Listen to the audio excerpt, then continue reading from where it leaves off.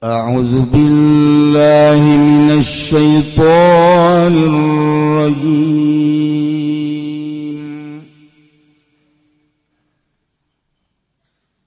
التائبون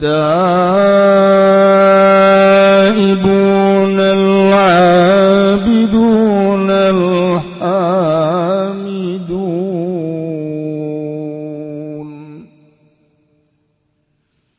السائحون الراكعون الساجدون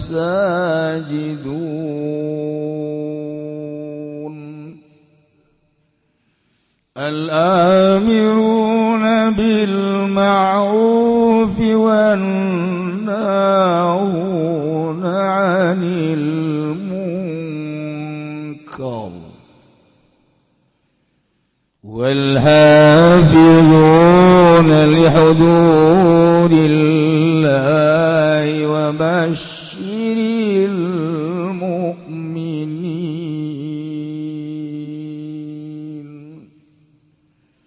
والله أعلم بمرادي التائبون العابدون nyaritakeun jelema mukmin anu bakal dibere surga ku Gusti Allah teh aya 8 rupa. Nomor kahijina at-taibuna mu'minun anu tararoba tina kasalahan-kasalahan mumpung urang masih keneh dibere kesempatan ku Gusti Allah.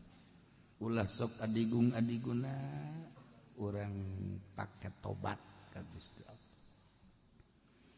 Nu paling hebat jam 3 peuting.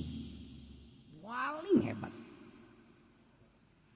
Setengah 3 hudang mandi wudu salat Allahu Akbar 2 rakaat langsung diuk merenung kesalahan-kesalahan. Geus pokona mah bisa dirasakeun lamun urang jam 3 merenung kesalahan-kesalahan. Sapoe, 2 poe, 3 poe, 4 dicoba. Tobat ka Gusti Allah dengan renungan-renungan peuting. Leles. Karena hati orang teh leuleus teu aya we panas-panas teu aya tenang ibu. Nomor kaduana al-abidun anu aribadah kabeh. Masyaallah. Ibadat ibaratun anil itsan bi fa'lin musyirin bi ta'zimillahi ta'ala ala aqsal wujuhi fi ta'zim. Pelaksanaan ngagawean hiji ibadah ka Gusti Allah, ngagungkeun ka Gusti Allah, ngagungkeun anu pohara pisan. Ya Allah. Ya'nihumul ladzina 'abadullaha fis sirri wa dharra. Jelema anu nyembah ka Allah dina keur sehat, keur geuring. Ibadah ka Allah. Keur sugih, keur susah, beurang jeung peuting. Qaumun akhadhu min abdanihim fi lailihim wa naharihim beurang jeung peutingna teh ibadah we ka Gusti Allah.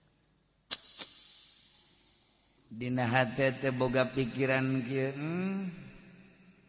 aing teh eueuh tadina ku ari aya nu ngaayakeunna Allah Maha Kawasa Allah pangeran aing geus aya aing dihirupan ku Gusti Allah. Ya Allah ya Rabb, alhamdulillah abdi teh dihirupan ku Gusti, dulur abdi tetangga abdi nu sebaya jeung abdi geus baralik abdi masih keneh dihirupan tur dibere sehat. Batur maya nu bengek, darah tinggi, dan lain-lain sebagainya, tapi abdi mah dibere sehat Gusti. Iya abdi teh sehat, abdi hirup, abdi segala rupa dek pake ngabakti ka Gusti. Naon ku Gusti dititah? Salat lah insyaallah leutik perasaan salat. Puasa ya sapira puasa. Kecil lah puasa.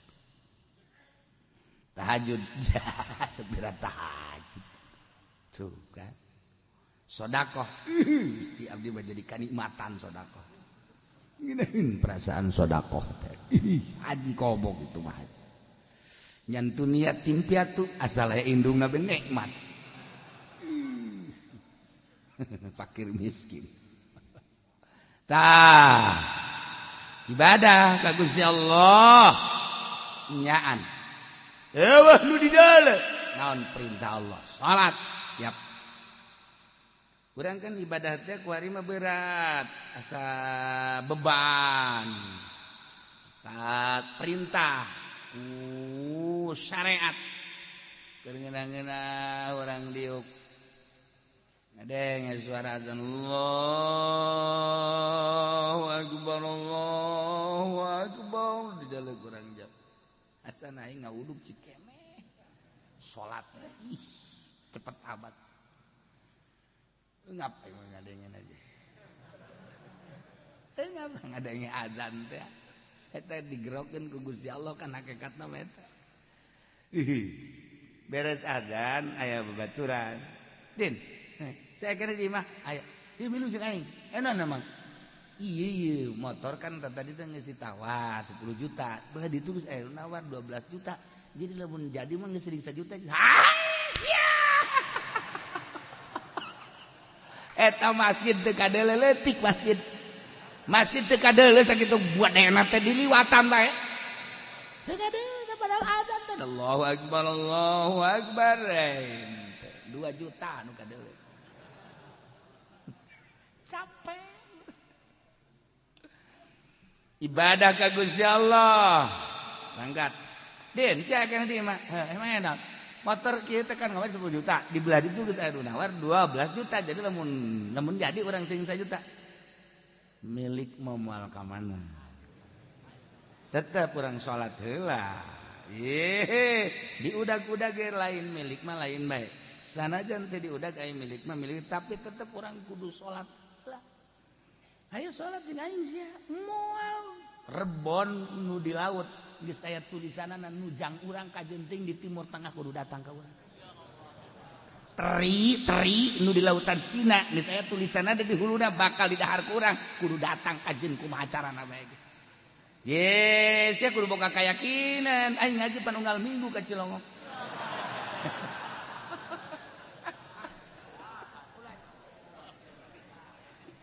Babaturan lana teh kieu din.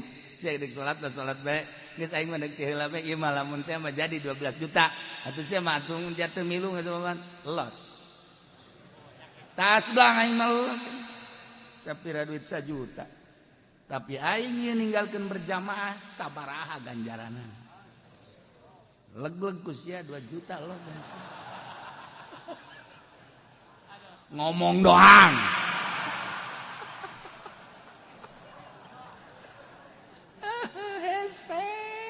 Ya Allah, udah kabeh bat bae ke dunia kabeh bat bae. Ya Allah ya Rabb. Eta mah tarolah keuntungan, aya tah mah hasilna ieu lain. Allahu akbar Allahu akbar Allahu akbar Allahu akbar. Siap-siap jangan dekat masjid. Jool bae baturna. Waalaikumsalam. Ka mana? Ente nah yang kapanggih be jeung secle be di kopi. Aju aing teu mau rokok kebeneran atuh pangmeulikeun heula rokok dibelikeun aing plak. Eta pan uplek tah ngarokok. Ngopi ngarokok deureus rokona tinyana mah pun ti urang keneh. Aju terus bae. Salat geus ka mana bae. Tah eta kan rugi jasa. Coba lamun hebat mah kieu ente mah kopi ieu ieu ka kieu gampang orang ngopi gampang ngarokok tapi orang salat teh lah berjamaah ya tuh salat panjang keneh waktu ente bisa aing mah ieu lamun teu berjamaah ngageter hirup.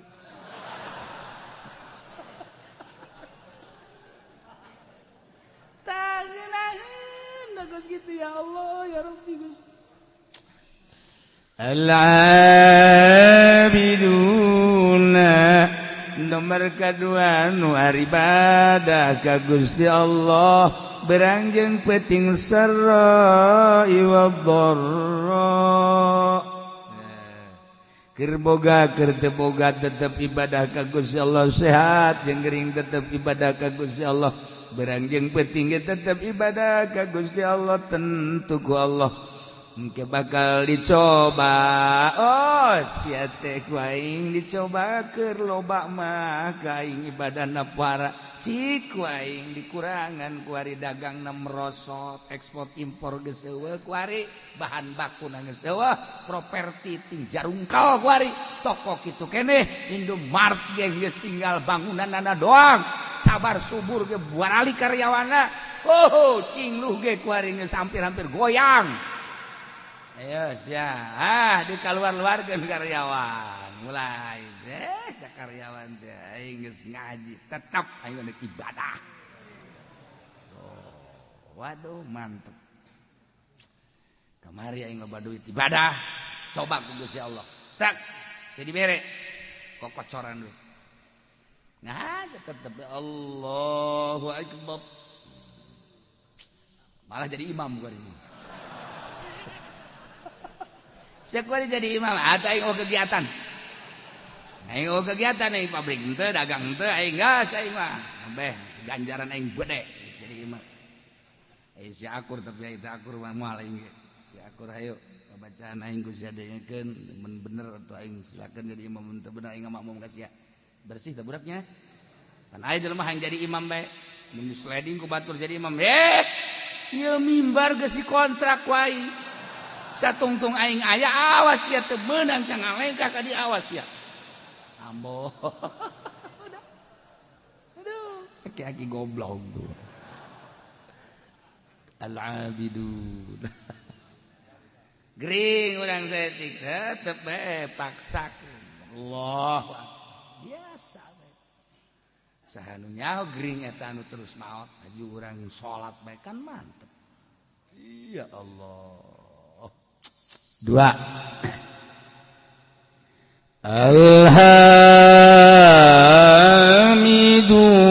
Alhamidun anu mararuji kabeh ka Allah ala kulli hal, setiap situasi jeung kondisi kumaha bae selalu muji ka Gusti Allah. Jelema anu muji ka Gusti Allah dek teu muji kumaha atuh, dek teu muji kumaha sabenerna mah ka Gusti Allah. Urang teh eueuh ka aya nang Allah, ya Allah ya Rabb, alhamdulillah diayakeun. Geus aya di hirupan Gusti, alhamdulillah. Abdi teh diurus ku Gusti. Sanggeus diurus urang sehat, alhamdulillah dibere sehat. Geus sehat teh pan karasa ku ari dahareun nu amis karasa amis, nu asin karasa asin, pahit karasa pahit, peuheur karasa peuheur. Eta kan ngaranna sehat bokos kitu teh. Gusti alhamdulillah, alhamdulillah. Peuting karasa peuting, beurang karasa beurang, pan kadang-kadang jelema teh sehat bah beurang teu karasa beurang, peuting teu karasa peuting. Teu sehat ngaranna. Ieu mah sehat alhamdulillah. Muji ka Allah. Ya Allah ya Rabb, ketika orang diberi gering sales mah masih muji alhamdulillah. Lah sapira sales mah batur mah lumpuh. Orang diberi laleles tapi bisa kere lempang, alhamdulillah. Gusti kekarek diberi leles batur mah geus teu bisa lempang. Diberi orang geus teu bisa lempang, alhamdulillah. Gusti batur mah teu bisa diuk, abdi mah diuk bisa keneh. Bisa orang itu mah diuk, tuh kan bisa diuk, tapi teu bisa lempang, alhamdulillah. Batur bisa diuk-diuk acat. Bari mah bisa ngedeng doang, tapi robah mah bisa, batur bae teu bisa robah-robah acan abdi mah ya alhamdulillah ngedeng mah bisa, robah bisa. Ngomong mah ngeunah. Kadak dibere pararanas beungeut bae ge. Batuk saeutik. Maju bae. Teruskeun salat. Neng bilang, aing mah geus baal salat, bongan ku Allah dibere gering. Gusti Allah tolol teh budak. Ku aing nyoba ka sia. Muji terus ka Gusti Allah. Alhamdulillah. Li'anna Allah akhbara an ahli al-jannah bi annahum yahmiduna Allah ta'ala.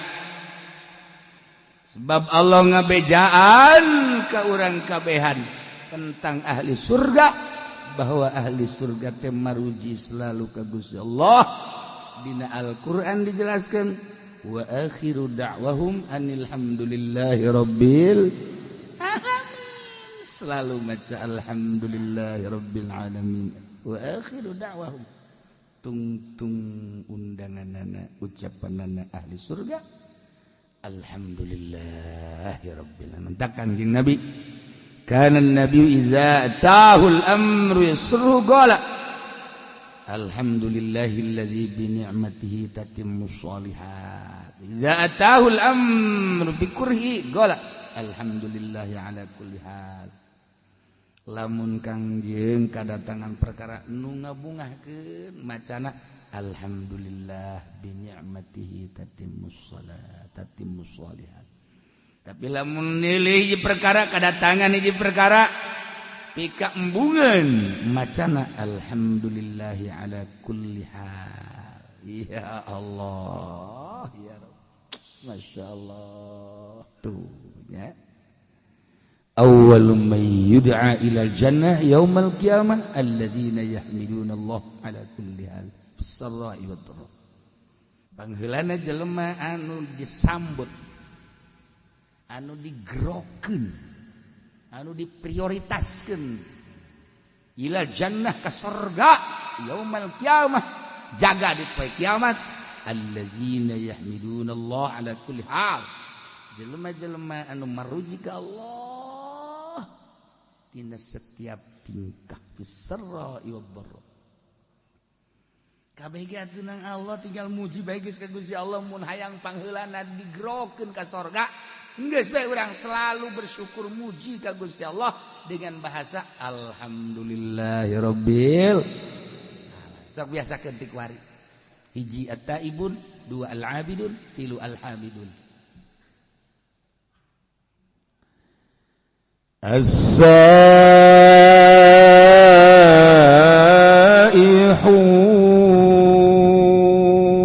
nomor kaopatna. As-saihun teh ditafsiran ku Imam Jalal teh as-saimun nu pararwasa kabeh. Ya Allah. Padahal asal nama saihun teh anu nyuksruk berangkat ninggalkeun lembur dalam rangka ibadah. Bahasa kerenna mah berkelana. Tapi berkelanana lain yangan ani. Ieu mah berkelana. Si seuri heran aing mah. Ieu mah berkelana ibadah. Ya Karim, ya Allah. As-saihu. Jelema-jelema anu ninggalkeun lembur ibadah ka Gusti Allah. Keberanian si Imam Jalal nafsiran as-saihun ku as-saimun. Oh, lantaran jelema anu puasa teh kapan ninggalkeun kangenahan dahar, kangenahan minum, kangenahan jima, ku ninggalkeun dahareun inuman jima, maka sarua jeung jelema anu beberangkatan ti imahna. Ketika jelema berangkat ti imahna menuju satu daerah, eta teh kapan ninggalkeun kesenangan-kesenangan, sapoe 2 poe mah kadang bekal aya keneh 3 poe 4 poe bakal aya keneh tapi kabelah ditu malah zadalah geus bekal ketika geus bekal nyana tawakkaltu alallah na eta saihun nu puasa ge kan kitu sanajan teu ngomong ka Gusti Allah sarua jeung kieu Gusti abdi teh ieu teh dibere sehat ku Gusti tapi abdi ayeuna erek ninggalkeun heula dahar ninggalkeun heula nginum ninggalkeun heula pamajikan jiba moal lantaran abdi teh ieu teh rek berangkat ka Gusti ieu mah hayang meunang ridho Gusti padahal mah dahar halal minum halal jima halal tapi abdi hayang ngadeukeutkeun diri melalui pepegatan ala kadar datang ka magrib aya geus magrib mah abdi ge eta mah qada daharna ge eta mah nu biasa sapiring jadi 3 piring ai sia naonan goblok cek Allah ayeuna pepegatan ulah rosa teh gatu magribna hampura bae Gusti mah tah eta kan pepegatan tagarana saihun oh jadi atuh majaz lah cek ahli bayan mah teh saihun wow gede ganjaranana puas Senin Kemis atau Rajab ya saihun sepuguh Ramadan surga ya Allah sakitu ge dibejaan komo mun teu bejaan engke sia mah nyedekeun ka aing di akhirat nyedekeun begitu ku malaikat ditimbang balu puasa Rajaban bongan ki uci teu ngabejaan mana tak ki ucina tolol aing ke di akhirat di demo ku sia ai kitu mah geus ngabejaan aing datang aya naon jojoakan aya naon nah tadi bejaan naon bos Rajab ulah ngirung atuh sia ngomongna sia ulah ngirung ngomongna itu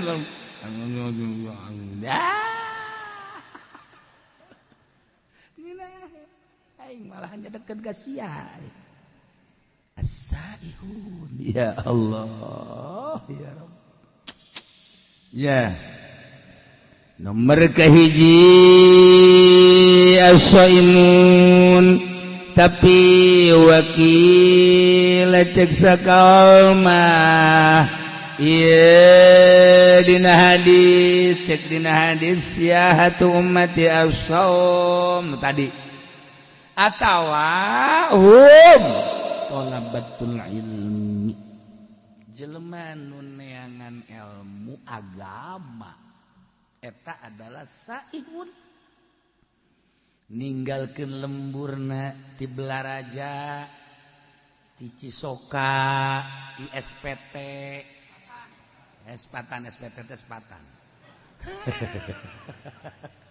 ti Bogor ya dikurokeun suka taneuh suka bumi maksudna pan digelag-lagasna ninggalkeun lembur ngaji neangan ilmu Allah saihun surga hehe eta keur carita masih keneh saprovinsi urang lewat Jawa Tengah Jawa Timur makin jauh makin gede ganjaran wah cenah urang mah kamisro wah habis di jero cangro kacang di jero sukro suuk di jero babari comro oncom urang Sunda mah babari nyieun ngaran teh babari cilok aci dicolok cireng aci digoreng ya babari jasa geus waduh nyieun ngaran sadaek-daek bae ha aya deui basreng bakso digoreng macam-macam disebut jauh tinggalin zaman tah saihun teh talabatul ilmi santri-santrian sebab yantaqiluna min baladin ila baladin fi talabihi katilu saihun te al-guzat al-mujahiduna fi sabilillah jelema nu perang ngaluhurkeun agama Allah. Masya Allah. Saihun. Kangjeng Nabi idzam tana minal ukli wasyurbi wal wiqai wasada ala nafsi abwaba syahawatin fatahat alaihi abwabul hikmah wa tajallat lahu anwaru alimil alamil jalal. Saihun teh jelema-jelema anu pararuasa ninggalkeun dahar nginum jima hayang menang ridho Allah, berarti jadi pepegatan jeung kalazatan dunia. Di mana-mana jelema nahan dahar nahan nginum nahar jima jeung nahan jima jeung pemajikanana nutup lawang syahwat. Kangjeng Nabi eta teh bakal infatahat alai abwabul hikmah, bakal kabuka lawang-lawang hikmah wa tajallat lahu anwaru alamil jalal, bakal ebre cahaya alam jalal. Mentak cek Kangjeng Nabi leuletikana kieu baheula man akhlasa lillah arba'ina sobahan zaharat yanabi'ul hikmah min qalbihi ala lisan. Saha jelema anu ngamurnikeun ngaikhlaskeun ngabersihkeun tina dahar nginum jeung jima puasa 40 poe bae bakal zaharat yanabi'ul hikmah, lahirlah sumran-sumran hikmah timbul tidak kolbukna bakal kana lisan. Engke lisanna bakal dibimbing ku Gusti Allah sebab kolbuna bersih 40 poe. Ulah dahar ulah nginum ulah jima jeung pamajikan 40 poe 40 peuting paeh bisa. Lain hajulah sakaligut peutingna saetik bae berang tapa ngaran tapa. Ya Allah ya Rabbi abdi teh terik belajar tapa we dina bulan Rajab teh di pepegatan heula jeung sangu jeung nginum jeung jima peutingna ala kadar be urang teh lobakeun tafakur ka Gusti Allah tadarruk ka Gusti 40 poe coba ge. Ieu cak Kangjeng Nabi man akhlasa lillah arba'ina sobahan 40 poe bersihan zaharat yanabi'ul hikmah, bakal lahir sumran-sumran berhikmah. Geus omongan urang teh anu tatadina ku pamajikan tilok didenge ku ari mah didenge. Tatadina pan pamajikan ka batur mah daek kadang kana kasalaki mah tilok. Asal-asal ke ngomong mah ngajebian deh. Salon kitu benak pan urangnya. Coba ge 40 poe urang tapa. Beuh pamajikan ge ujianna nampe di urang. Coba Kak. Ngomong sih Kak abdi asana rindu. Masyaallah. Eta bersihan 40 poe. Saihun ngaran. Masyaallah. Jadi engkena lamun geus berhikmah min qalbihi ala lisani atuh payasiru minas saihina fi alami jalalillah al muntakilina min maqamin ila maqamin wa min darjatin ila darjatin.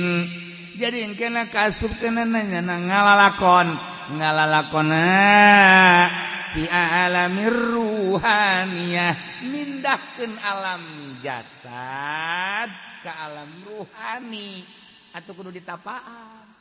Iyalah ngaranna saihun. Saihun. Di Bani Israel baheula teh aya hiji perguruan di mana-mana asup kadinya guru ruhani. Kita puasa tapa ngaranna riyadhah 40 poe 40 peuting. Lanjut ku ari ge masih masih bala di Israel, di Bani Israel. Asal geus tapa 40 delejeung degena berubah. Ambeuna berubah. Kuari geus jadi aya di alam ruhani. Hebat eta perguruan. Perguruan rohani mun kuari thariqah nu asli. Nah, aya hiji jelema asup ka dinya. Eta teh bagi teh tukang zina. Lacut mabok. Aing asup ka perguruan ieu lah. Riyadhah jana 40 penting biasa bae cara itu sesuai jeung aturan guruna. Baturna lah lulus nya mah henteu. Batur lulus nya mah henteu. Dedeleuan batur geus beda, dedengean geus beda. Perasaan geus beda nyana mah tetep bae ngabaged. Laporan ka guruna. Cenah. Cak Kangjeng Nabi. Man akhlasa lillah 40 subahan yuharat yanabiul hikmah min qalbi ala lisan. Kula geus kurang kumaha cak cenah ieu. Geus ninggalkeun lembur, ninggalkeun dahar, ninggalkeun nginum, ninggalkeun jima. Tapi kok batur lalu lulus kula henteu? Mana ucapan Kangjeng? Bau nungtutnya na. Cak guruna tenang. Dipandian ku guruna. Pandian doa. Bareng di guru. Bareng sia. Bareng doakeun ku guruna. Di mana ieu sih kasalahanana? Menta ka Gusti Allah ya Rabb. Ieu budak teh hayang bener tapi ieu geus diriadahan 40 penting masih keneh di mana kasalahanana? Dibere ilham ternyata korengnya anak jadah.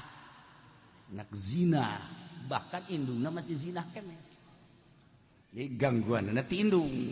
Oh, gangguanna ti indung. Langsung didatangan ku guruna. Nyai, wah order ya saya. Siapa tuh nyokan pakai sorban meren, anggap order baik. Kecuali si eta los. Aduh aing. Yaksi. Ini bangsa apa berenya. Lu datang teh pajadak mau order. Naon sih ieu? Kalengitan anak leungit cek anak kubu. Waduh tukang neangan order. Lain masalah gitu. Bi anak aya di pesantren kula. Di pesantren. Sanunita teh budak pondok. Aing mah teu sudi terido. Oh, paingan. Tuh kan? Jadi ieu budak teu nepi-nepi teh eueuh ridho ti indung. Iya cek manehanana ieu anu jadi cikal bakal ngalanjutkeun perjuangan naon lah pokokna perjuangan maksudna perjuangan naon bisnis non migas. Oh ya anak kula horeng pesantren paingan kula teh angan nu bae tah ieu mah ridokeun bae nya binya ridokeun anak geus pesantren di imah di ditu bahkan geus 40 bener leungit geus 40 poe. Ieu ngajakan apa hayang sorangan manehanana hayang mengabdikeun diri ka Gusti Allah lantaran kaya miskin beunghar nu kukumaha ge bakal pae becek man lah mani ngabdikeun diri bae ayeuna riyadhah masyaallah teh budak ku suci-suci teh pikiranana padahal dibere dahar tina hasil non migas. Tapi ya budak naon gitu jadi bagus. Itu diridokeun atuh geus kitu sabodo jana deuk ibadah mah ka Gusti Allah. Balik deui geus diridokeun ngadoa deui. Memeh ngadoa ceuk anakna, "Mama, abdi kuari geus berubah. Pemikiran abdi dedeulana indung." Tah, itu udah jadi urang deuk usaha mantek ngajejes bae. Indung ditoler-toler mah.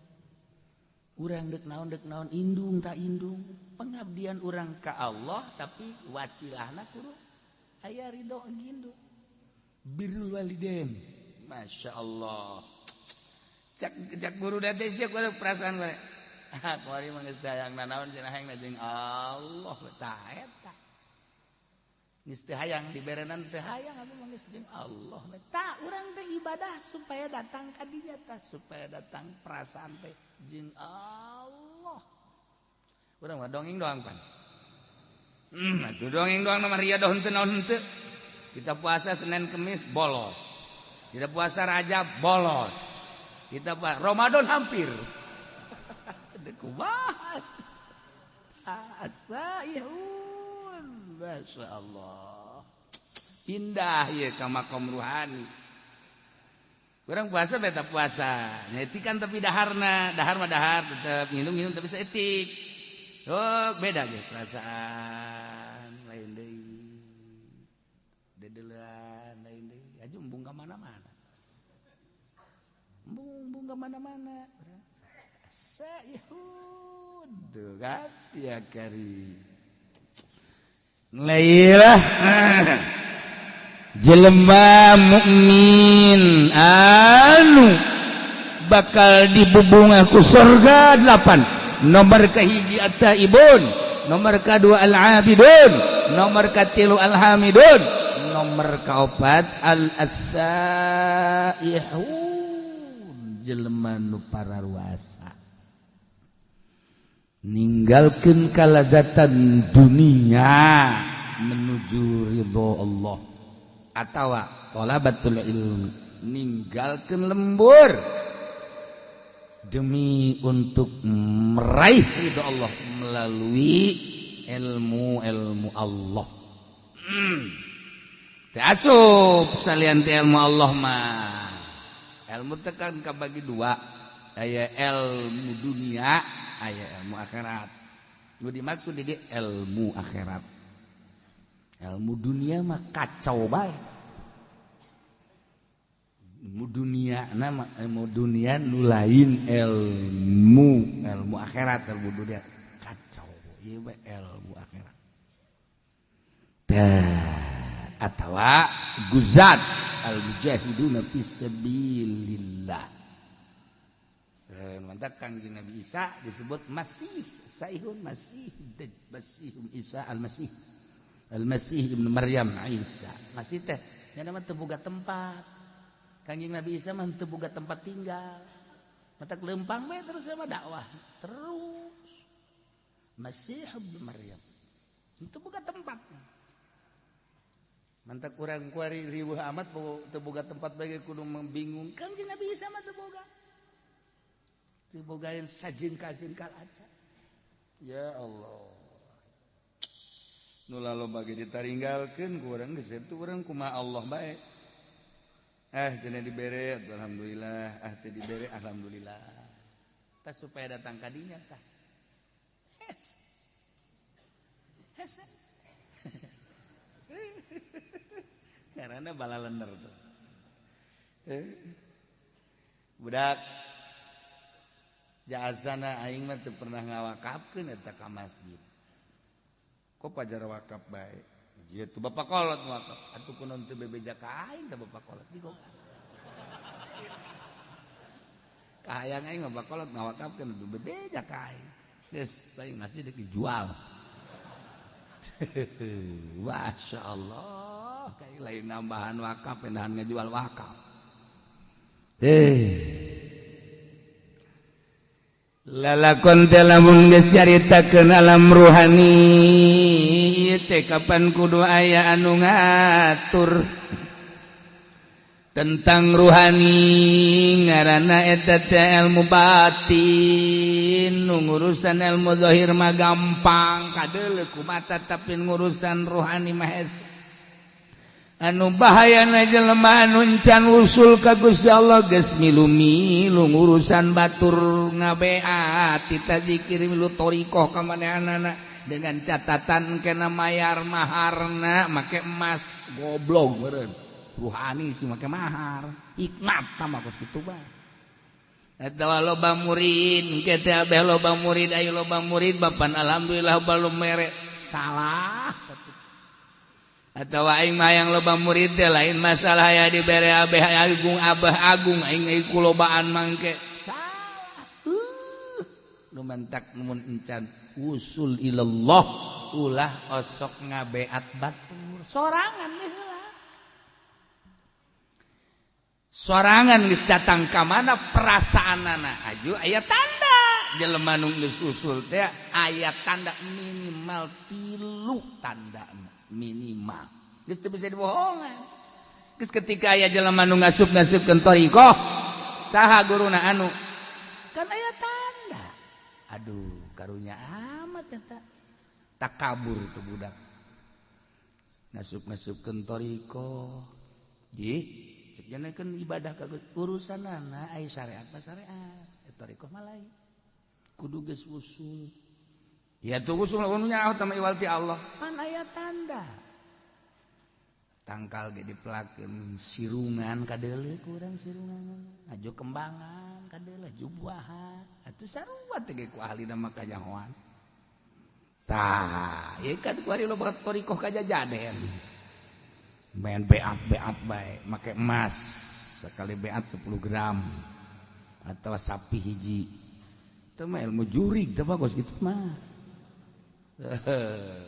atau ente ceri bakalah asal balai zikir bae ulah atas nama thariqah setungtung make atas nama thariqah make aturan ikan dek mindahkeun alam tina alam jasad ke alam ruhani kan di alam ruhani urang urusan roh tinggalin ke bakal jasad zikirna ge kan orang teh kuari mah zikir ruhani misalnya zikir jasad Islam zikir ruhani engke urang bakal ngelengan sebab asbab dibawa kana roh geus kudu anu ngabimbing ieu teh bas sudah asa ya jelema anu ngalang-lang buana berangkat ninggalkeun jasad ndek menuju ruh as-saihun batak di manaan as-saimun pasti atuh sorga ieu mah jelema sorga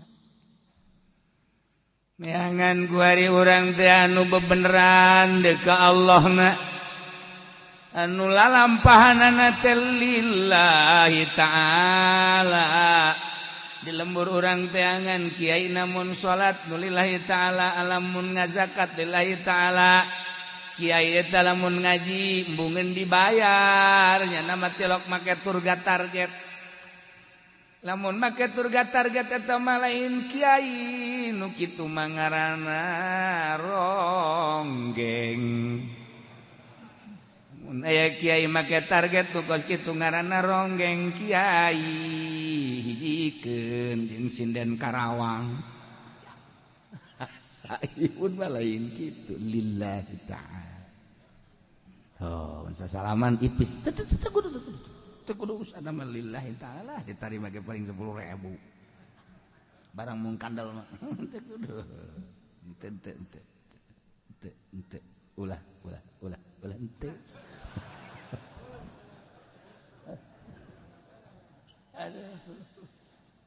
la ilaha saihun ya eueuh di urang perkumpulan halqah riungan thariqah eueuh kuduna makan aya babacaanna khusus tujuanna khusus nu ngabimbingna khusus cara ashabus supah geus ulah hayang nanaon geus abe ulah kabita neuleuh motor teu kabita neuleuh mobil teu kabita neuleuh jabatan makomo hiji we Allah lah cenah kiai ulah kos kitu cenah ngomongna kumaha cenah mun jelema kos kararitu engke ieu saha nu ngurus nagara ulah waka ngomong kitu sia teangan aya nu daekeunna goblok ye ulah sok aju ulah ngomong kitu cenah kiai beusi jelema kararitu kabeh ulah waka ngomong kos kitu aya nu endegna je digantung sia ku aing teh sok areng ngomong kitu atuh cenah lain syariat Kangjeng Nabi cenah kos kitu mah kumaha lamun jelema kararitu kabeh ayo saha nu endegna ayo ninggalkeun warung ninggalkeun toko ninggalkeun tani ninggalkeun bisnis ninggalkeun pamajikan ibadah bae ka Gusti Allah Haju cek jana ngomong atuh mun kos kitu kabeh teh ulah wakal ngomong kos kitu kabeh sia we endeuh ka moal. Tembak siapa ini? Parangsana naon beureu. Hese ugu. Pan Kangjeng Nabi mameme diangkat jadi rasul teh hubiba dibeke ka resep kola. Nyepi heula Kangjeng Nabi teh dibere embung babarengan jeung makhluk jeung jelema teh dibere embung ngadenge suara-suara jelema teh dibere tebet tangah hiji jeung jelema teh hubiba ilayal khala resep nyepi datang ka Kangjeng Nabi teh naek ka Guha Hira sorangan memeh diangkat jadi rasul teh mawa bekal Kangjeng Nabi teh Zam-zam ala kadar roti ala kadar korma ala kadar pertama Kangjeng Nabi teh di ditu teh kan saminggu ke naik deui ka ditu teh jadi 12 poe naik deui 15 poe dibere resep nyorangan di Guha Hira teh eta gunung teh can pernah katincak ku jelema Kangjeng nu ngamimitianana masyaallah ibadah bae ka Gusti Allah teu hayang ngadenge suara-suara studi ka Gusti Allah lempeng ka Baitullah ibadah tahanus ngaranna dibere resep kos kitu nu mah tak wajar lamun malaikat Jibril datang sebab keur nyorangan urang mah kuari can pernah riadoh di pondokna ge di pondok modern boga jaringan organisasi barang datang ka imah dek urusan agama ti mana horeng tai podol sero teu pernah tapa ieu di pondok pesantren Salafiyah bae kuari geus unu tapa komo di SMP lain soreng sanawiyah maksudnya lain ulah tapi lain dek urusan agama tah mah tarasi ulah dipotong atuh kiai sekaligus ngomongna ke admini jeung terasi kan jadi beda ulah aing bae aing ngomong tah engkena jadi kada demes kana dunia kada demes engkena kada dunia lah cenah kiai henteu ieu mah dek nyon pondok pesantren modern tapi teu kada demes kana dunia nonggeng aing mana jelemana beungeut tak kos kumaha beungeut tak kos kumaha Kiai Salafiyah hese ngariung asal teh dibere berkat bae haju bae ngahiung ulah sok kasinggung ieu mah deuk nyaritakeun lain nyinggung hese maksudna hese mantak neangan kiai nu asup ka Golkar lillahi taala mana coba kiaina mana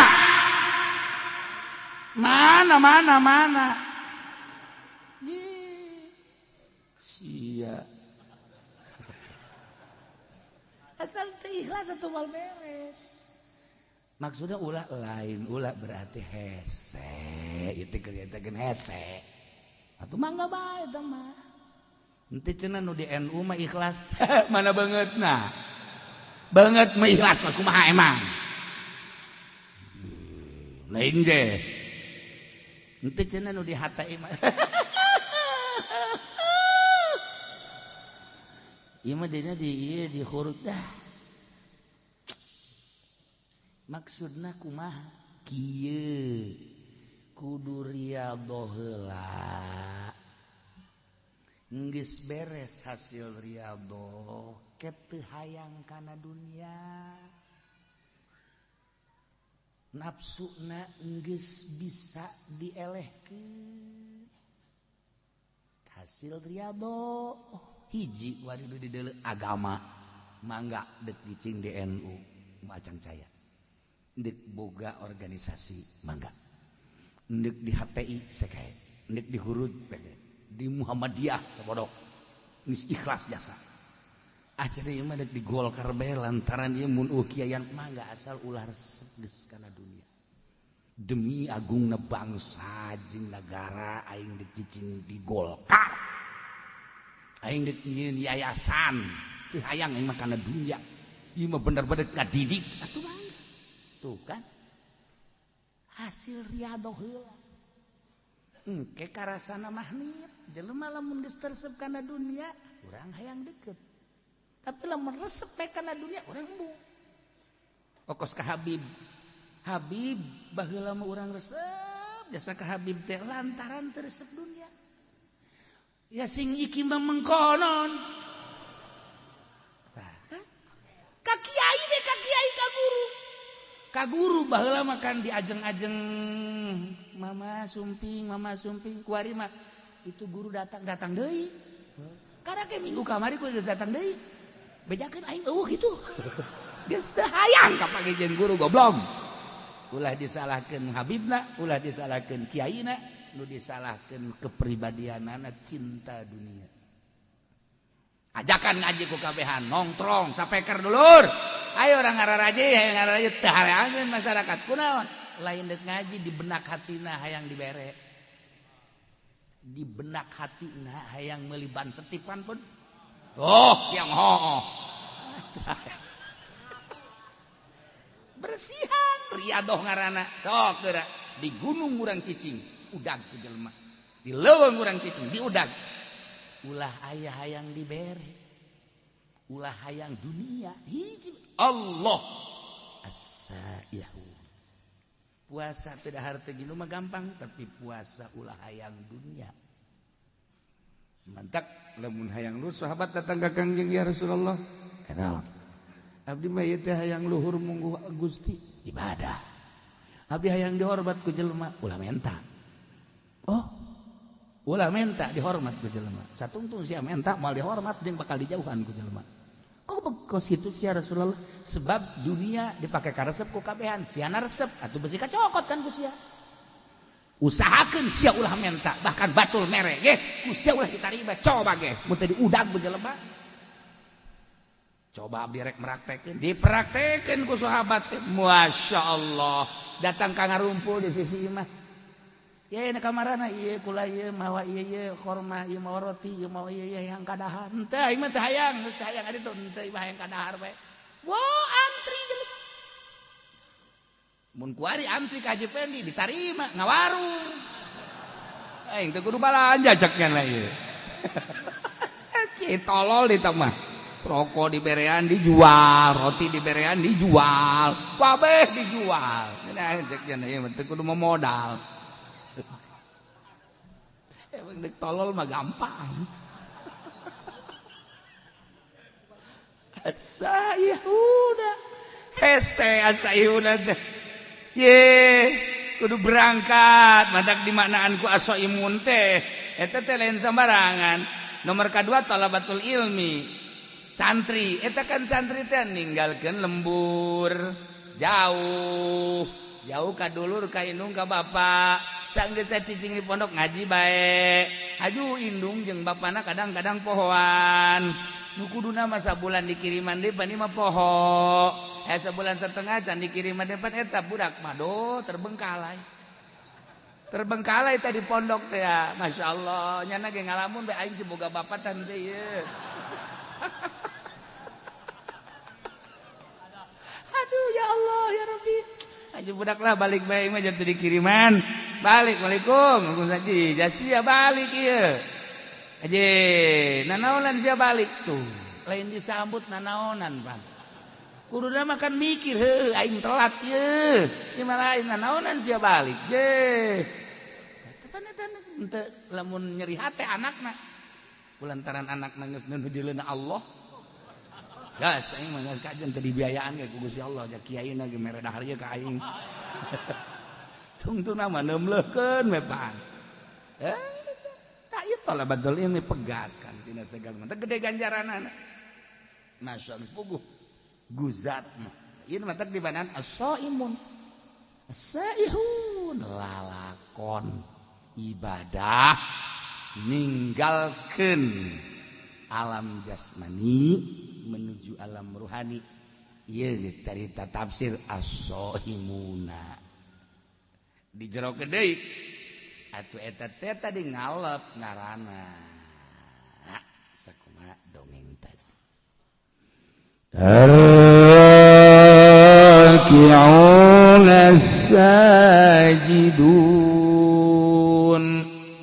anu raruku kabeh jeung nu sarujud al musalluna tegasna nu sarolat raki'un jeung sajidun teh teh kinaya kana salat sebab hiji ibadah anu dirukuan kecuali salat hiji ibadah anu disujudan kecuali salat dimimitian kunang tung dah nangtung mamasi keneh loba anu nyaruan tapi ketika ruku jeung sujud mah geus nu mantak nu dimaksud nama rakiun sajidun teh salat tapi nu diomongkeun nama rakiun sajidun teh jeung qaimuna sebab qaimun mah aya anu ngakuran tapi ruku jeung sujud mah teu aya. Nah nu bakal dibubungah ku sorga mukminun teh anu ar-raki'una sajidun sarolat salat teh maksudna manem bongkeun katawaduan ka Gusti Allah lantaran awalul maratibit tawadu lillahi ta'ala al-qiyamu awalul maratibit tawadu lillahi ta'ala warruku wasatuha wasujudu goyatuha nangtung awal darajat DPDP ka Gusti Allah ruku pertengahanana sujud puncakna Masya Allah. Jadi salat eta adalah nudukeun kana kudu tawadu ayana dina sujud tawaduna adalah sujud geus kudunya watuh annal maksud minus shalah nihayatul khudu wa ta'zim kebanggaan di diri urang adalah beungeut awak urang teh anu dibanggakeun ku urang beungeut sebab iyalah nu paling dihareup boga sinar beungeut jeung boga harisma. Urang lamun neuleuh beungeut spm beus serem atawa beungeut jawara mata beureum kumis mablang jagot sempong awak kuru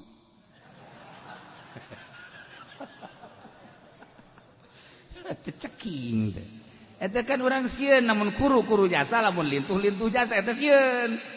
Amin lo biasa-biasa mah awak kan teh sieun. Ieu mah kuru jasa tapi kumis gede sieun urang. Ieu jelema normal henteu sieun. Morpinis. Sieun. Tah. Ieu. Ya jadi kebanggaan beungeut eta jadi kebanggaan. Jelema pang takabur jelema nu teu daek sujud. Sebab ieu lah teu daekeun diantelkeun kana taneuh. Saat si kasep, saat si ganteng, saat si gelis, saat si hebat, tetapi manehanana daek wudu kemudian salat Allahu Akbar diperhatikan kan ku Gusti Allah nangtung awal maratibit tawadu rukunya na Masya Allah begitu sujud beungeut sakitu dimumule jeung mulyana tapi dia diantelkeun kana tamu nu mantak pang hebat-hebat nama orang lamun salat di kamar nu hebatna langsung antelkeunana kana taneuh. Di masjid mah pan kuari mah taneuh. Kuari mah marmer. Sakitu di marmeran kita teh kusu. Urang mah ke samping pang bagusna pamer. Pamer teh urang kita mah tamer. Urang tamer nyana pamer. Urang mah tamer nyana mah pamer, pamere maksudna.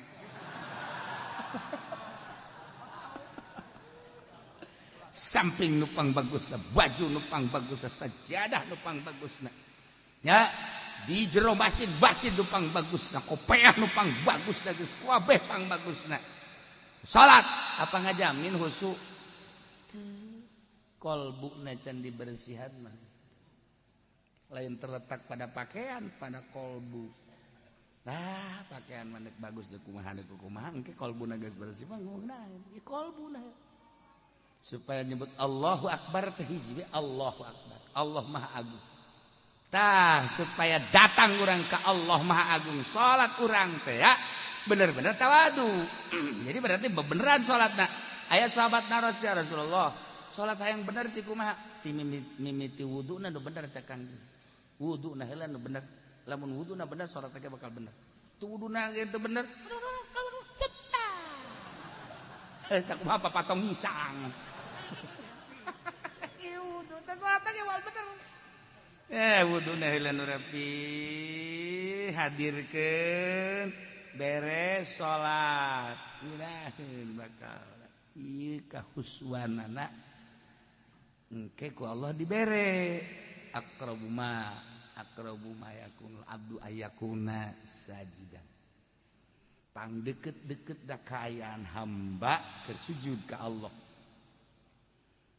ketika urang keur sujud deketnya sarta ka Gusti sebab urang rek nempelkeun beungeut kana taneuh mun deuk menta urang keur sujud ka Allah keur sujud Kangjeng Nabi kakuping doana la usi sanaan alaika anta kama asnaita ala nafsi keur sujud Kangjeng Nabi a'udzu keur sujud Kangjeng Nabi a'udzu biridaka min sukhdika wa bi mu'amatika ridha mu'afatika la usi sanaan alaika anta kama asnaita ala nafsi Kangjeng Nabi keur sujud kan maca eta ya Allah ya Rabb urang ge mantak naon sih urang keur sujud majikan kan ngadengekeun wah kaji kunaon ceuh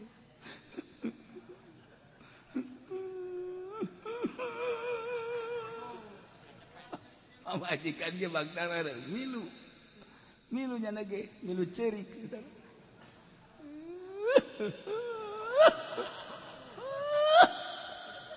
ajeuna urang hayang ceuri bae sia naon milu ceurik di kakak itu cerik bari sujud hayang naon goblok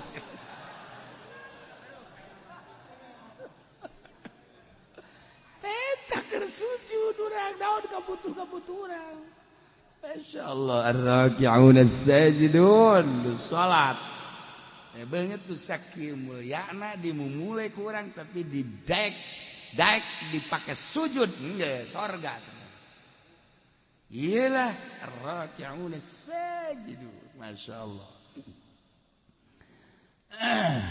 al-amiruna bil ma'ruf wan nahuna 'anil munkar urang nu nyaritakeun salat nya ieu keur carita we heulanan Sayyidina Abu Bakar Siddiq radhiyallahu salatna 2 rakaat nya mah penting sholli sunat tahajud rakaatin Allahu akbar 2 rakaat doang ngan saquran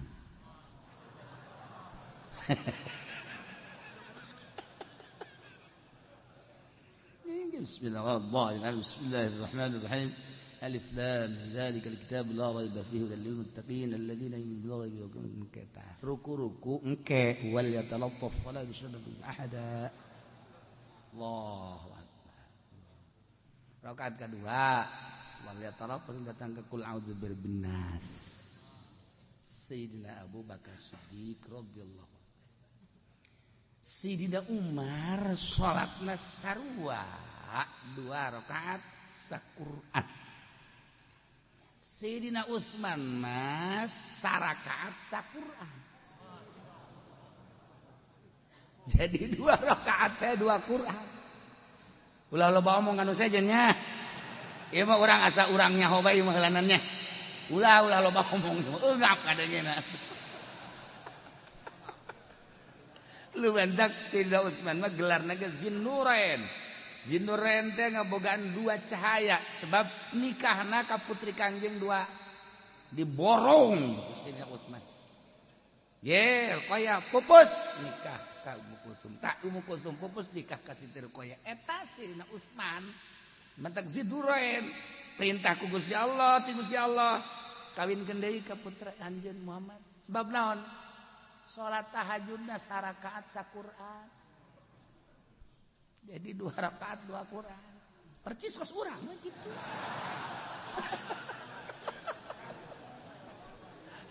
murigak bulu ngadengena Ya Allah ya Rabbi nurin. Masya Allah karim. Saya nyarita kerana. Tuh. Sarwa Sayyidina Ali ge kos kitu batak khulafaur rasyidin kumaha nandingan anak. Ye. Ese ngomongkeun anak urang. Insyaallah karim. Kabelah dina dihitung ku urang, dihitung pembacaan. Lamun hayang tamat teh hayang tamat coba. Kurang dikejar. Lamun urang sajuz seperempat menit. Seperempat jam. Berarti kan sajam seberapa? Iya.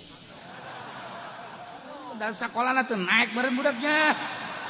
Kunaon kadinya jawaban anak. Inditkeun pod.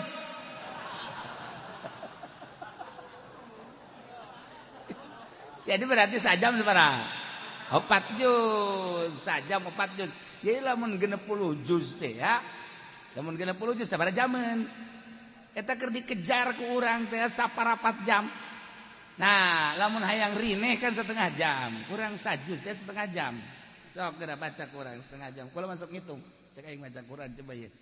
Lamun saparapat jam. Wah, bisa ngabuncal-buncal. Mus mun aya jelema bisa kan capek 20 rada deres setengah jam normal eta nu lancar setengah jam normal aing ninaheunana mah atuh sajam lamun sajam sajuz atuh berarti lamun hayang 60 juz 30 juz tambahan lah lamun maksudna dua kali tamatan tah sarakaat diudag kurang aja berarti 60 juz 30 juz eta kan hese tah ngudagna moal ka udag geus kurang moal bisa nuturkeun Sidina Utsman Sidina Abu Bakar Siddiq moal bisa oh nyana mah lain alam ieu ngalengkah ka alam ruhani. Okos azan Ki Bilal lamun didengikeun ku urang 60 km kadeng. Ki Bilal suarana. Allahu akbar. Allahu akbar. 60 kilo. Kadenge kaseran berarti. Coba Haji Pendi tidak azan. Ayo coba. Di luar etang adenge bae kotok aja bikin kasia kotok batur Bilal 60 kilo Masya Allah karim moal bisa diukur kukumaha ge eta mah suara karomah tah mah suara karomah jelema keur ngangon kararieu bae jelema anu keur di sisi jalan kararieu nu di imah kararieu Ki Bilal eta begitu adzan Masya Allah nu tengah jawab wabeh dihitung 30 kilo suara karomah tama kuari ge urang bisa make HP streaming bener teh ngomong eta streaming tama baju awewe streaming aduh Gusti Allah ieu keur carita karomah mal ka udah urang sama geus alam nana asaihun arraqiun sajidun. Aduh Masya Allah. Pokoknya orang menyaritakan sahabat-sahabat tentang maca Quran. Orang harus tinggal tabe nabe mangga hese. Orang yang istiqomah bagi hese maca Quran. Al-amiruna bil ma'ruf wan nahuna 'anil anu bakal dibere pangbubungan sorga teh mukminun anu selalu merentahkeun kahadean ma'ruf nomor hiji adalah iman merentahkeun iman wan nahuna 'anil munkar anu ngalarang tina munkar hulu munkar adalah kafir berarti merentah iman ngalarang kafir eta kapan pang gede nah pagawean lamun urang nyita iman ngalarang kafir ka jelema nu kafir timbul bakal naribut mantak ieu perangan al-amiruna bil ma'ruf wa nahuna 'anil munkar perang kajen kumaha hiji-hiji atuh hiji-hiji heula al-amiruna bil ma'ruf marentah kana kahadean dimimitian ku marentah iman belah dituna marentah ulama syariat marentah kana keadaan ibadah wa nahuna 'anil munkar yang berat mah nyegah tina munkar entak lamun teu disederhanakeun ribut di unggal negara kajian kumaha sebab ieu perintah amar ma'ruf nahi munkar kuari dibalik kuari mah amar munkar nahi ma'ruf dari boh merintah munkar ngalarang ma'ruf kuari kuari dilobah kuari ya Allah ya Rabb geus berat aya mah sabisa urang bae amiruna bil ma'ruf sabisa urang naon nu urang bisa diparentakeun jeung naon nu urang bisa dilarang cara urang bae melalui pengajian melalui rajaban maulidan jeung sajabana urang terapkeun al-amiruna bil ma'ruf wan nahuna 'anil munkar sabisa-bisa urang sebab teu bisa kuari melalui birokrasi di negara geus lepas negara tina amar ma'ruf nahi munkar lepas nyana mah geus teu urusan amar ma'ruf nahi munkar geus lepas masyaallah karim lepas urusan nyana mah APBD APBN proyek urusan agama eueuh bentak ditegoran ku Gusti Allah banjir angin gempa tegor ku Gusti Allah ulah kamalina anteuing sia teh hari rub teh marukan kumaha kos pangeran bae sia aingin langit aingin bumi aingin sia aingin Quran ku sia ditoler-toler aing na aya sia na nyeun aing podaran sia ku aing dialingan ku Allah banjir elingan deh ku Allah ayo gempa elingan deh angin urang zikir teh keur waktu aya gempa bae subhanallah eureun bae gempa seserian deui banjir subhanallah masyaallah la ilaha illallah eureun bae banjir eureun deui sak Allah teh banjir kendi kitu ku aing titahayu ibadah ka Gusti Allah. Jadi pamarentahna eueuh bae deui nu nitah. Eueuh nu nitah kembalilah kepada Allah. DPR teh endahan pasini be, jeung pasini. Hayu nitahan coba tuh. Nitahan babalik ka Gusti Allah lobakeun istighfar. Jadi urang ngeunaheun gitu tang ngadengena. We nu ngahayu-hayu kejadian alam. Asal banjir kejadian alam. Gempa kejadian alam, angin kejadian alam, kabeh kejadian alam. Kanu bogana kaditu. Masya Allah. Ya al-amiruna bil ma'ruf wan nahuna 'anil munkar. Wal hafizuna li hududillah.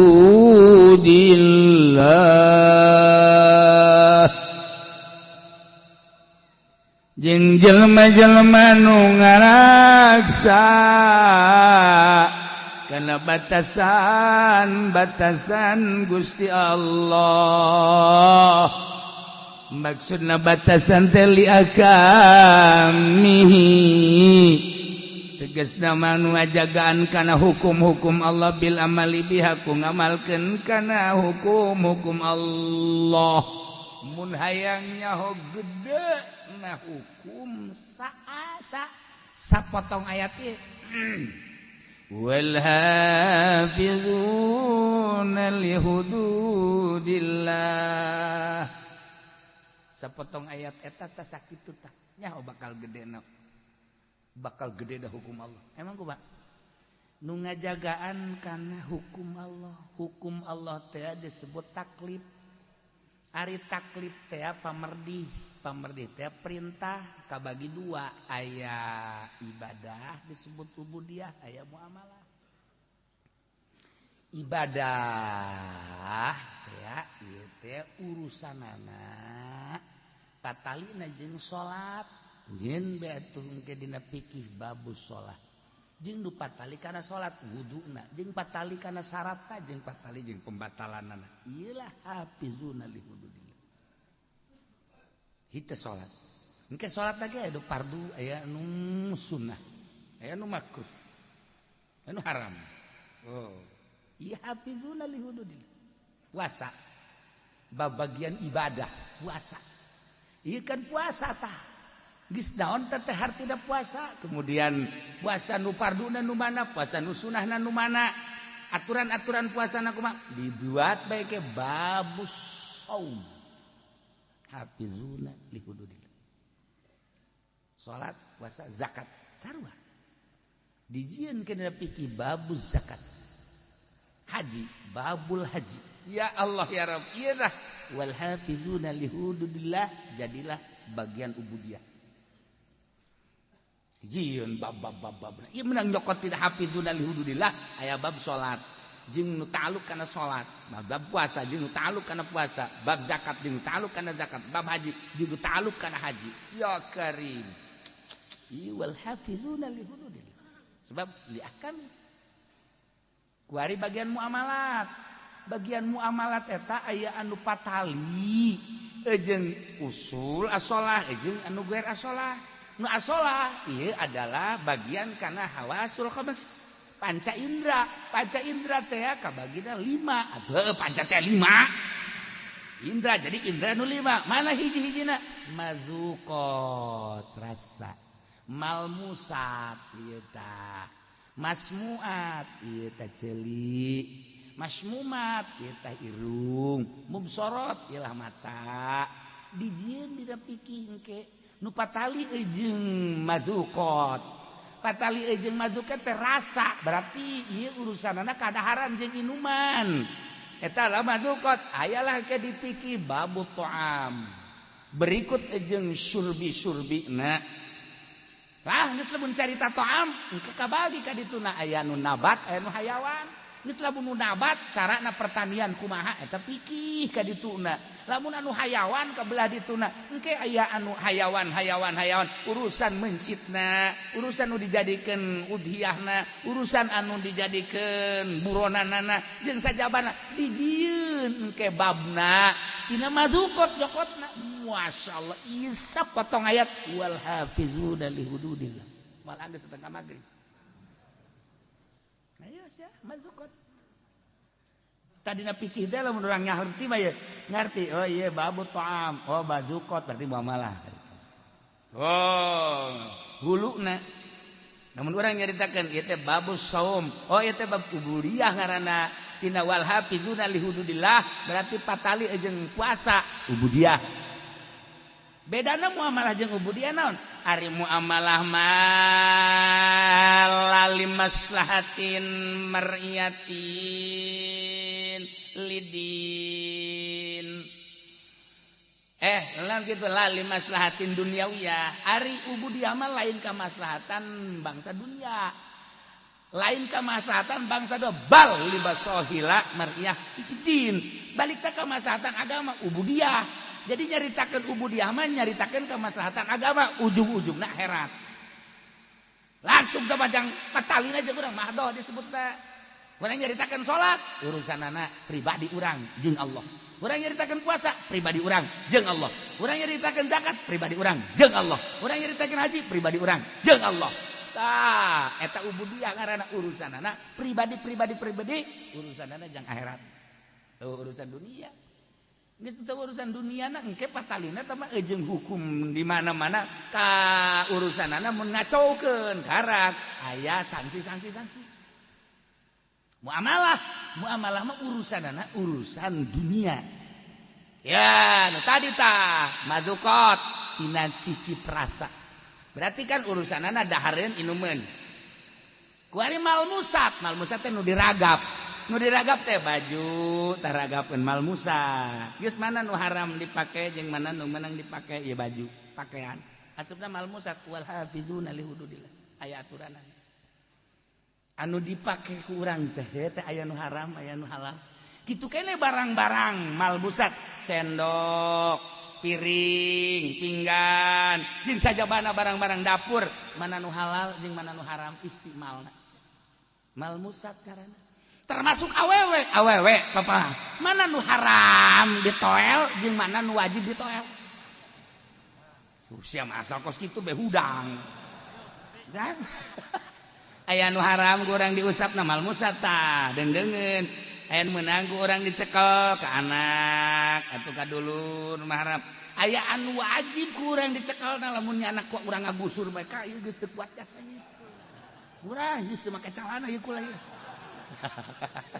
tah eta eta malmusat ngaranna tah eta berarti kan babna bab wiko bab jima geus lamun bab jima marana malmusat kadituna eta kan berenana kudu aya bab nikah geus lamun aya bab nikah nu ta'alluq kana nikah babna engkena mahar bab imah bab kitu napakah tuh dijieun dan pikir tina malmusat kabelah dituna engke anu muzilah lin nikah anu ngaleungitkeun kana nikah tolak berarti engke kadituna tolak teh kabagi-bagi bae tolak bain kubro dan sebagainya engke kadituna aya anu ngaleungitkeun dengan cara sumpah ilah dengan sumpah zihar dan lain sebagainya eta pikir di huluna mah wal hafizuna li hududillah patalina jeung malmusat jieun babna sabaraha puluh kitab wal hafizuna mal anggeus datang ka magrib malah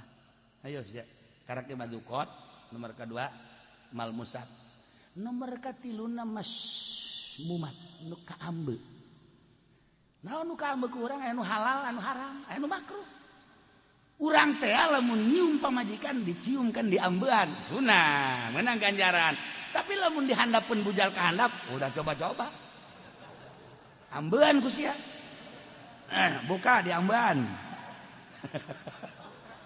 eleh ke bodongkol mah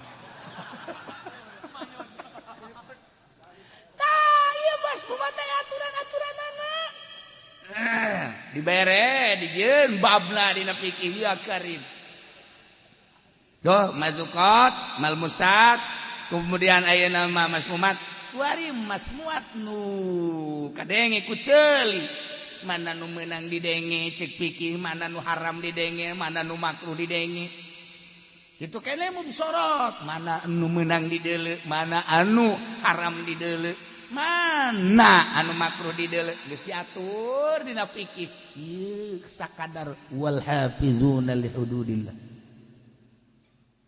eta keur katali jeung asalah ku hari patali jeung tabaiyah teh urusanana urusan muamalah ngan bangsa tabai nah ieu teh urusanana aya anu hak milik kejadina aya anu luar milik aya anu jadi milik dengan sendirina aya anu wajib jadi ngamilik kudu jadi sabab kudu jadi naon kitu ngaranna dibere aya dan lain diatur jadi milik ku sebab jual beli be ngaranna dijieun engke dina fikih babul bae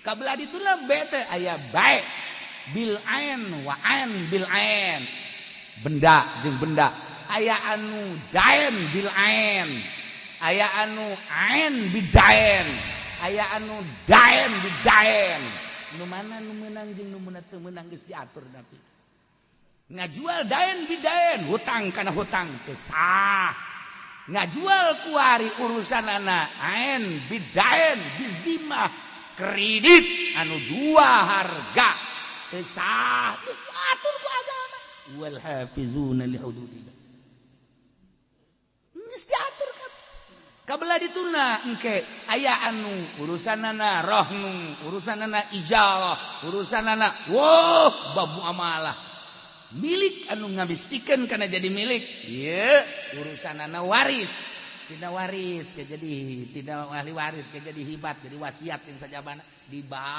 dieu bab ieu tina wal hafizuna li hududillah. Masya Allah karim. Nah kabeladiana aya hak gonimah fae dan lain sebagainya. Ta eta teh kakarage kasupkeun kana jalbil manafi. Sedangkeun kabeladiana daril mafasid. Dua hukum teh lamun teh jalbil masoleh daril mafasid. Urang carita keur jalbil masoleh sakitu panjangna. Sabara puluh kitab, sabara ratus jilid. Bab-bab lah bae tadi tangges pohara tah. Namun ku urang diatur rinci sedemikian rupa bakal nyaho urang. Oh, panyokotanana ieu ti dieu ieu ti dieu ieu ti dieu ieu ti dieu ieu ti dieu ieu ti dieu. Panyokotanana ieu ti dieu engke urang milihan. Oh, kitab ieu mah kieu ngomentar, oh kitab ieu mah ngomentar kieu, kitab ieu mah ngomentar kita aya huluna wal hafizuna li hududillah. Ya Allah. Engke anu daf'il madar. Nah, daf'il madar teh ya urusanana aya anu hifdzul nasab, hifdzul mal, hifdzul ansab, hifdzul ukul. Ieu daf'il madar. Teu meunang dirusak harta. Berarti kudu hifdzul amwal, cara ngajaga harta dijieun ku urang aturan-aturanana. Kemudian ansab turunan, hifzul ansab, nasab. Berarti kan kudu dijaga ku urang. Ketika urang tengah jaga turunan kena sanksi. Tuh kan. Andai kata urang ngarusak harta. Cara ngarusak harta aya nu iklan anu kopiah. Keur iklan jelas-jelasan berarti kan maling. Lamun anu sasamaran berarti kan nyopet. Kan aya aturanana. Iya karim. Geus lamun ayeuna jelas-jelasan kumaha hukumna dina fikih. Nah, sarikoh ngaranna. Lamun ayeuna sasamaran eta ngaranna copet, kosi eta copet ngaranna. Ada. Atuh aya aturan-aturanna. Eta tidak hifdzul amwal. Ajalah hifdzul abdan, badan urang teh kapan kudu dijaga diriksa. Ketika dirusak berarti kan kena sanksi. Sangsina aya anu ngarusak awak sagalbang awak kulli nafsit. Berarti kan sawak sabele gejer. Berarti kan di itu nanti aya bab engke. Bab teh engke bab kisos, bab had, bab dan lain sebagainya. Lamun ba'dil abdan ngan curup doang, ngan leungeun doang. Engke kan ti dituna berarti naon tah? Bab had jeung sajabana. Masyaallah. Hifzul amwal, hifzul ansab, hifzul ukul akal teu meunang dirusak. Dengan cara kumaha bae akal dirusak teh mabok narkoba kena sanksi. Kumaha sangsina dijieun bab-bab dang. Ieu daril mafasid. Nah, iyalah wannahuna wal hafizuna li hududillah. Anu ngajaga ngariksa kana sapirang-pirang batasan Gusti Allah. Tegas nama ngamalkeun hukum-hukum Allah. Urang kudu sadar lamun cek agama haram geus bae kudu nama oh haram. Lamun cek agama halal oh kudu nama halal. Saeukeun sanakeun ku urang. Oh ieu mah makruh hayu tina ubudiyah tina muamalah. Engkena dijadikeun bae 5 4. Geus ubudiyah tina muamalah munakahat jinayat jeung jinayah. 4 jadi ngajikan kajonteun ka luar negeri kajonteun ka mana bae nyaritakeun fikih mah hulu nangan 4 doang. Hiji ubudiyah, nomor kedua muamalah, nomor katilu munakahat, nomor kaopat jinayat. Ieu dan dina ayat teh ieu wal hafizuna li hududillah. Sakitu doang. Geus talar ieu teu bisa kabeh. Talar ieu teu bisa kabeh hese. Al hafizuna li hududillah ya Allah. Maha kawasa Allah, maha besar Allah, maha segala-gala Allah dengan sekelumit bahasa Gusti. Wal hafizuna li hududillah tapi kerangkum kabeh, karampid kabeh. Pikih-pikih sab pikih kabeh sadunya aya kabeh di jero ayat wal hafizuna li hududillah. Nu 4 hulu teh tadi, hiji ubudiyah, 2 munakahat, 3 muamalah, 3 munakahat, 4 jinayah. Tidinya dijieun bab puluhan kitab disarahan deui. Ya Allah ya Rabb. Nu jelas mukminun anu wal hafizuna li hududillah ngajaga ngariksa ngamalkeun kana hukum-hukum Allah nyangakeun sadaya-daya kumaha cak Allah bae abdi banggeus percaya bae cak Allah haram-haram cak Allah wajib-wajib cak Allah sunah-sunah geus moal aya ruka-reka eta mah hawa nafsu teh mah nu kitu ngaranna cak Allah salat wajib abdi bandeg ngalaksan cak Allah zakat wajib abdi bandeg cak Allah puasa teh Ramadan wajib bandeg haji kitu keneh aya lain dilarang mah ku pamarentah basa aya corona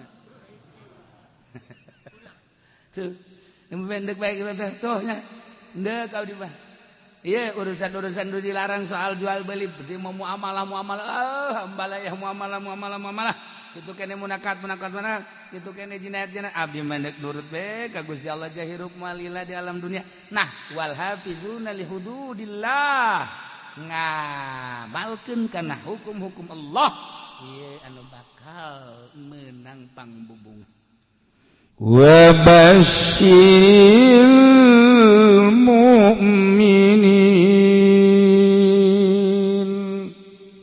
bungakeun ku anjeun Muhammad para mukminin sarana bere bil jannati surga ya Allah mukminin lanu boga karakter at-taibuna العابدون الحامدون السائحون الراكعون الساجدون الآمرون بالمعروف والناهون عن المنكر والحافظون لحدود الله etalah anu bakal dibere pangbubunga sorga wa basyiril mu'minin mudah-mudahan urang kabehan dibere bisa muka mata hati urang sehingga orang bisa ngamalkeun ayat at-taibuna sampai dia jeung urang nemah ka Gusti Allah Subhanahu wa taala hingga urang dibere ku Gusti Allah pangbubunga urang kabehan bakal dibere sorga kabeh asup ka sorga kabeh berangkat menuju sorga babarengan jeung guru-guru urang jeung pemimpin-pemimpin urang dihuluan ku Kangjeng Nabi Muhammad sallallahu alaihi wasallam. Allahumma shalli wa sallim ala sayyidina